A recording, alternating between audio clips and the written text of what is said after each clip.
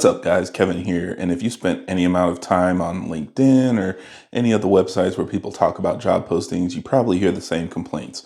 I can't even get an interview. And I know this is extremely frustrating because you see a job, the description seems perfect, it's exactly what you know you can do. You apply for it and submit your resume, and then maybe you don't hear back or they automatically reject you. Or like a year later, they say, upon further review, we've decided to go with another candidate. And it's like, yeah, sure you did, Barbara. But in reality, I think there are a lot of details that you can do to make sure that doesn't happen to you as often. I mean, it is kind of a part of the game at this point. But I think there are a couple things that you can change about your approach and how you submit your application to make sure you can get an interview as often as possible. So, as a recruiter and somebody that's been hiring for the past several years, I wanted to share with you three things that I think you should change to give yourself the best opportunity to get your foot in the door. So, let's go ahead and talk about it. So obviously things are way different than they used to be. The way that I got my current job is when I applied for it, the recruiter looked at my resume and actually sent it to a hiring manager that had a job that was a better fit for me. And that was pretty much exactly what I needed. I flew through the interviews, got the job, and was in my current role. So that was really exciting for me simply because I didn't know how to apply to jobs that well and didn't realize that I was applying to roles that I wasn't the best qualified for.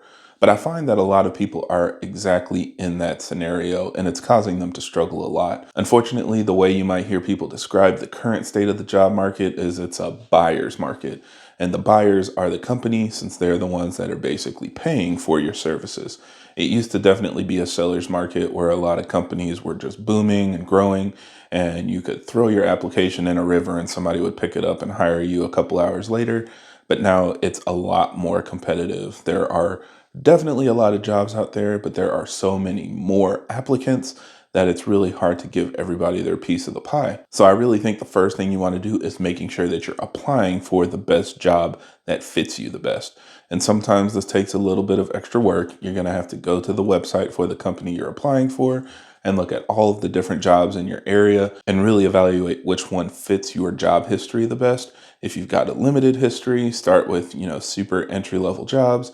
If you're more of a people leader, somebody that's established in your roles, look for a job with more responsibility. So you really want something that matches up with your job history very closely to give you the best opportunity to get an interview. Now, even if you find that job that you know you can do, I've noticed a lot of people don't really make their resume stand out. And it's not like what you might think. In the past, people will say, put it on some stationery, some really high quality paper, put your picture on your resume, do all of these things to make it stand out from the stack. But in reality, that's not really what we're focusing on anymore.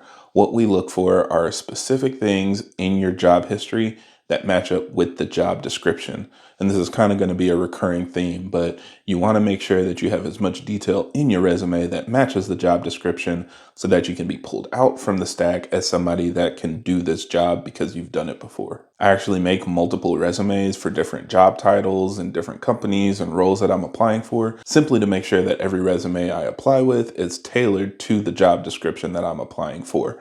And I guarantee you recruiters are using AI to try to pull out the resumes that match it the closest.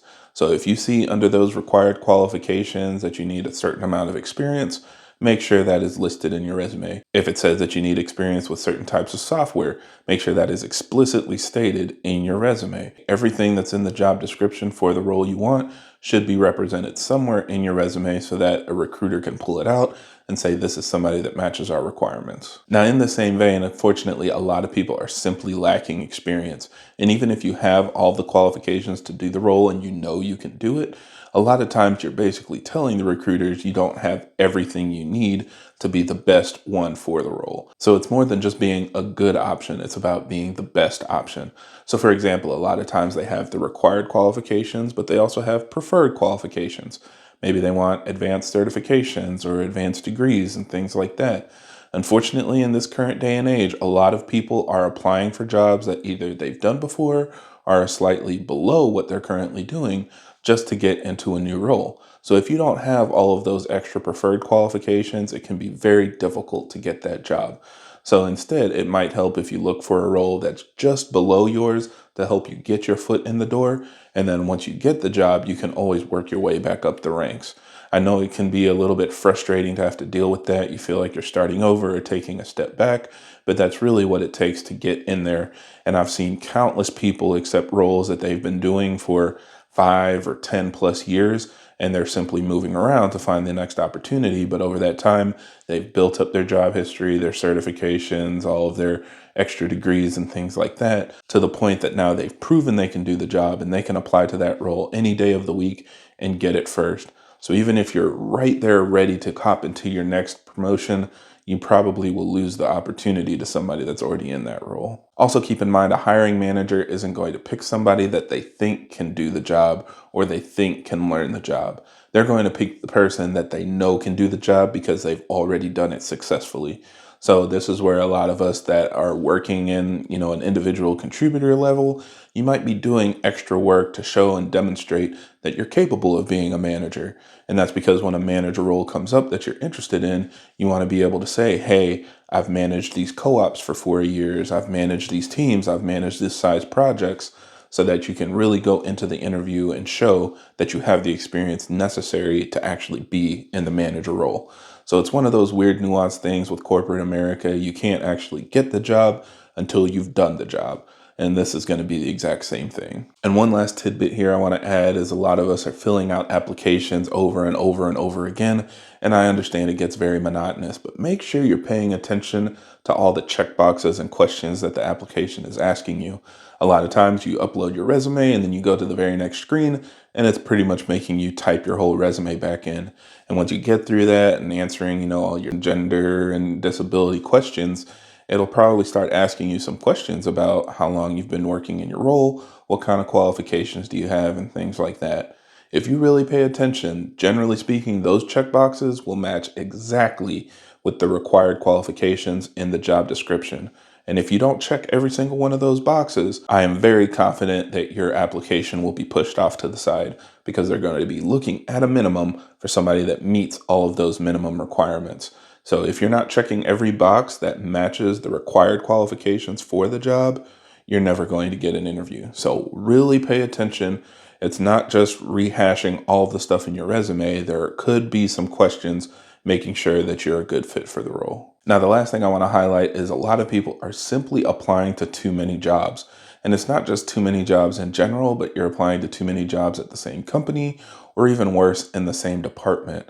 And when somebody pulls up your profile in an HR system, they can see every role you've applied to. And if they can't decipher which one you should actually be sent to be reviewed or interviewed, a lot of times that just gets you put on the back burner. They're going to find somebody that applied to one role and has all of the job requirements, and that's the person that's going to get pushed forward for an interview. So again, really hone in on exactly which roles you want, which one is the best fit for you. I'm not even sure I would apply to more than two. At most, you could apply to two, but I recommend just finding that one best fit so that you can make sure you have the best opportunity to get an interview. I'm just saying, if they see your name under 14 different applications just because you feel like you could do all 14 of the jobs, they're not going to make you a priority for any of them. And that's the last position you want to be in. So hopefully this helps you guys out. If you're on the job hunt, definitely stick with it. I know it is extremely difficult in this day and age, but really just focus on making sure your resume matches as closely as possible with those required qualifications. Apply to the job that's your best fit, and just be patient. Apply to a lot of different companies, but don't go too crazy on one specific. And feel free, of course, to apply to a lot of different companies, but don't go too crazy on one specific job. So yeah, that's really all I had for today. Thank you guys for stopping by. Don't forget to like and subscribe, and I'll see you on the next one.